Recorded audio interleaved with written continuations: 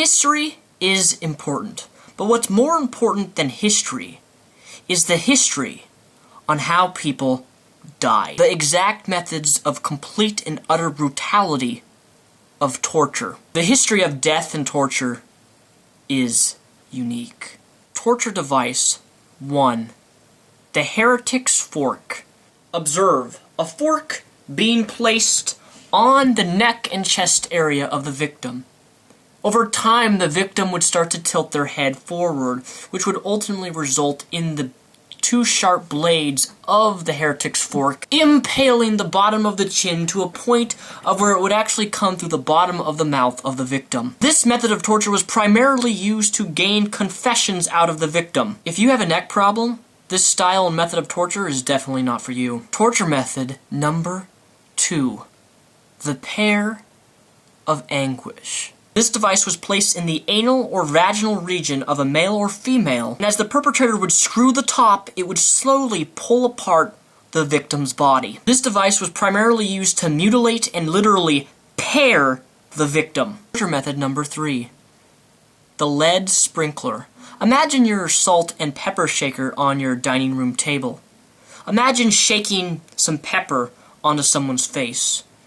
This object, the lead sprinkler, was primarily used with liquid metal, and slowly and painfully liquid heated drops of metal would go onto the victim. Primarily, this was used directly on the victim's eye sockets, where they would actually drip pieces of liquidized metal onto the victim's eyes, causing instant blindness, but more so as it would actually melt through the eye sockets into the back of their skull. Torture device number 4. The head crusher was primarily used in the Middle Ages and the Spanish Inquisition. Essentially, it was like a head clamp on the victim like so, and through a few simple twists, it would compress the head to the point of where it would actually break the teeth and the jaw of the victim. This was not only agonizing, but with a simple few more twists, it would actually pop out the eyes of the victim. And yes, a literal eyes being squeezed out of their sockets. If by some rare chance this method was stopped before the victim was completely dead, every victim would have brain, jaw, or eye damage permanently. Torture device number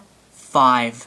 The breast ripper. This device and method of torture was primarily used only on women. These claw-like clamps were placed on the exposed female breast, causing them to be ripped from her body, usually causing permanent scarring or in fact death. Torture method number 6. The Spanish tickler. The victim of this torture method was tied to a wall completely naked. A claw-like grater would slowly rip off the skin of the victim, completely defenseless. The skin of the human body is extremely sensitive, so this method usually always caused death based upon the amount of skin that was removed on the body. Torture method number 7. The knee splitter. You would think with a name like the knee splitter it would be primarily used only for knees, but it wasn't. It was actually used on legs, elbows, and victims' arms. As the torturer turned the handle, the claws slowly slammed together, mutilating any skin in between. So while it was used on limbs and arms, it was primarily used on the kneecaps of the victims to disable them from ever walking again. So imagine this is your leg, specifically this is your knee joint right in between, and this knee splitter is being slowly pressurized into your knee, shattering and piercing your bone. Torture method number 8. The rack torture. This method of torture was by far the most common used in medieval times, but also one of the most painful. The victim was placed on the rack and tied down with rope. As the perpetrator slowly turned and twisted, in most cases it would either break their bone, dislocate their limbs, but the most of all, actually rip the tendons, rip the limbs off their body. And for those of you who don't know, you can normally live without an arm or a leg. But having your limbs ripped from your body as you sit there hopeless, defenseless, as you bleed out, that's for sure gonna cause an instant death.